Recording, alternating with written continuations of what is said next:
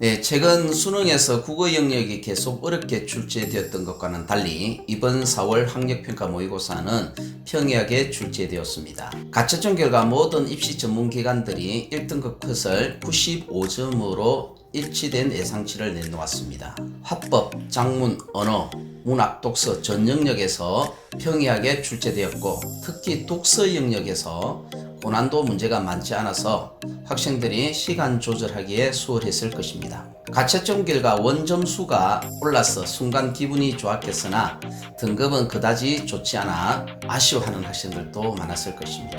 재수생들이 칠 수 없는 시험이기 때문에 재학생들은 한 등급씩 내려서 자기 위치를 보수적으로 점검하는 것이 필요합니다.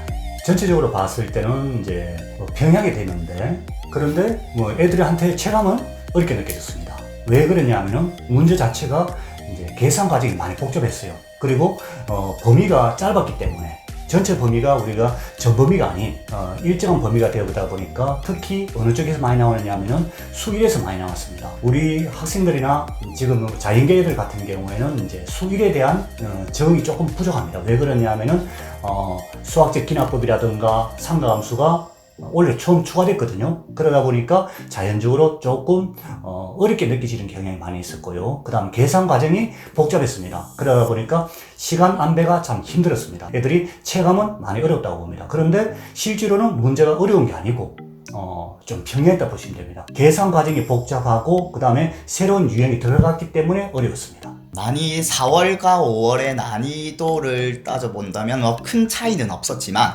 그래도 따져본다면 5월이 조금 더 쉽지 않았을까 생각하고 있습니다. 4월하고 5월의 난이도의 차이를 언급하고 싶지는 않은 게 크게 작년 수능에 비해서는 둘 다 쉬운 편이었고, 그리고 우리 지금 수험생 입장에서는 우리 교육청에서 나오는 평가, 지금 3월이 4월이 되고 4월이 5월이 됐는데 교육청에서 나는 문제는 EBS 연계 문제를 내지 않았기 때문에 어떻게 공부를 해왔느냐에 따라 가지고 조금 달라질 수 있으니까 제가 한마디로 말하면 작년 수능보다는 쉬웠고 어려운 문제는 늘 어려운 29번에서 39번까지가 여러분들의 등급을 가르지 않을까, 그 생각은 변함이 없네요. 독서 영역 24번 문제를 말씀드리고 싶은데요. 임금과 고용량의 관계를 묻는 경제지문에서 주어진 그래프를 정확히 해석해야 풀 수 있는 문제입니다.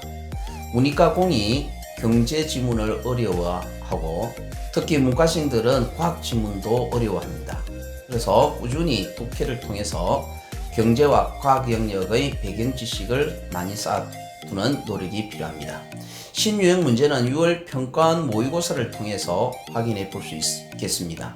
다만 작년과 달라진 점을 통해서 예측해 볼 수 있는 것은 문법 영역입니다. 올해는 문법이 아니고 언어와 매체로 바뀌어 있습니다. 매체 영역은 출제되지 않고 언어 영역이 출제가 됩니다. 단순히 문법 지식만 묻는 것이 아니라 언어 전반에 걸친 문제가 출제될 가능성이 높습니다.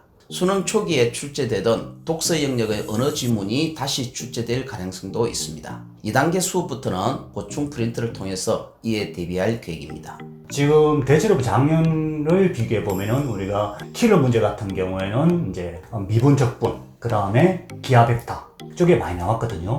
근데 올해 같은 경우는 기하 벡터 빠졌습니다. 그러다 보니까 자연적으로 어디 쪽으로 나올 거냐면은 이제 수 1에서 안 나오겠나 싶습니다. 우리가 21번 같은 경우가 이제 삼가함수의 대칭성과 주기성을 묻는 문제거든요. 요게 바로 새로운 유형이라 그래 보시면 되는 겁니다. 그 다음에 이제 한 번 더 강조해 보고 싶은 거는 이제 수열 쪽에서 우리가 30번이 나왔습니다. 이게 계산 과정이 엄청 복잡했습니다. 그렇기 때문에 계산 과정이 복잡하다 보니까 애들이 시간 안배가 힘들었거든요. 근데 요 문제를 풀면서 시간 안배하는 방법을 익혀놔야 되는 겁니다. 21번, 30번을 추천하고 싶습니다. 신경향 문제, 이번에 5월 5평에서 30번, 수2에서 30번 문제가 나왔는데 따져본다면 그 문제가 그나마 신경향이 아니었나 생각하고 있고, 이번에 수1이 공통 과목이 되면서 유리함수, 무리함수가 빠지게 되었습니다. 그때 많이 물어봤던 문제가 격자점 문제였는데 수1이 이제 공통 과목으로 되면서 지수함수, 로그함수가 들어오게 되었습니다. 이 파트에서 아마 분명히 격자점 문제가 다시 한번 부활되지 않을까 생각하고 있습니다. 네, 다른 과목과는 달리 영어는 크게 변화가 없어요. 그리고 교육청에서 어떻게 뭐 변화를 주도할 만한 그런 단체가 아니기 때문에 저희들이 6월 18일 날 첫 6월 모의 평가를 치고 나서야 그제서야 비로소 이게 새로운 경향이 나왔다 안 나왔다고 할 수가 있고, 지금 이번에 2번 치른 학력 그 평가는 지난 수능하고 구조라든지 그 출제하는 그 번호 수하고는 똑같이 동일했습니다. 6월까지는 지켜봐야 되겠어요. 상위권 학생들은 개념이 잘 되어 있기 때문에 많은 실전 연습을 통해 실수를 하지 않도록 연습하는 것이 필요합니다. 문제는 성적이 잘 나오지 않는 학생들인데요.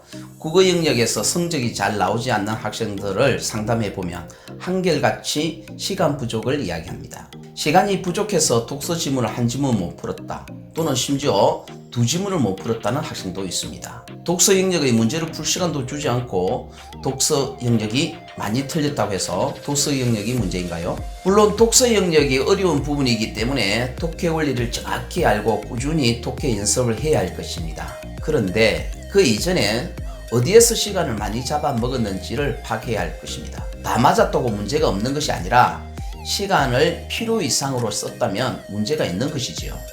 시간을 줄이는 것은 문제만 많이 푼다고 해결되지 않습니다. 각 영역별 개념을 튼튼히 해야 할 것입니다.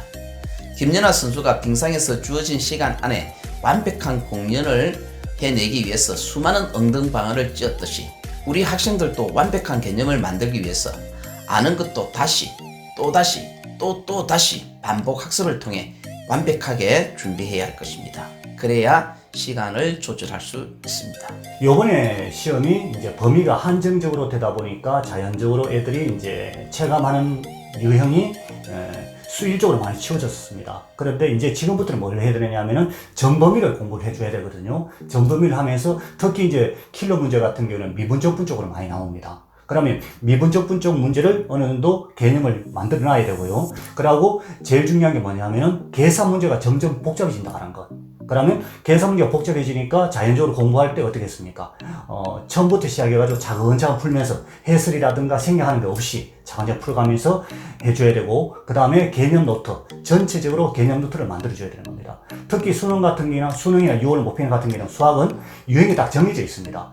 그 유형을 하나하나 복습해가지고 자기 나름대로의 유형을 찾아줘야 되는 겁니다. 그러면서 그걸 만들어가지고 노트를 작성해가지고 정리를 해주면 아주 좋은 결과가 나올 거라고 봅니다. 제일 중요한 것은 결국 수학은 개념 복습을 철저히 해야 되고, 나연 같은 경우 수원, 수투, 확통 이렇게 있는데 공부를 하는 데 있어서 밸런스, 학생들이 제일 어려워하는 거죠. 밸런스를 잘 맞추어서 공부하는 것이 중요하다고 생각합니다. 예, 6월 모평 이제 어떻게 시간이 흘러가지고 다 다가왔는데 너무 쫄지 마시고 우리가 5월달에 쳤던 이투스 평가를 생각해보면 우리가 EBS 공부를 얼마나 정확하게 했느냐에 따라 가지고 충분히 체감 난이도가 다를 수가 있거든요. 그러니까 EBS 2권을 열심히 한 학생들은 쉬운 문제를 풀기보다도 오히려 29번에서 39번까지 직접 연계 7문제를 먼저 보고 5분만에 해결할 수 있는 학생들도 있을 것이고, 아니면은 이거 봤던 건데 라고 해서 조금 쉽게 다가올 수가 있으니까 자기만의 계획을 세워가지고 EBS 연계 공부를 한 학생들은 연계 문제를 조금 더 확실하게 먼저 보시고, 그게 아니면은 그냥 일상에서 치는 모의고사처럼 듣기 문제 정확하게 푸시고 쉬운 문제부터 하고 그 다음에 29번에서 39번을 마지막으로 공략하면 큰 문제는 없을 거라고 생각해요. 스스로를 믿고 이제 앞으로 다가올 여러 시험 중에 하나일 수밖에 없으니까 크게 고민하지 마시고, 이번에 잘 쳤다고 너무 들떠있을 필요도 없고 못 쳤다고 절망할 필요 없으니까 지금 하는 것보다 조금만 더 열심히 좀 밝은 미래를 보고 긍정적으로 치면은 큰 문제 없을 거라고 믿어 의심치 않습니다. 그리고 요거 가지고 가세요.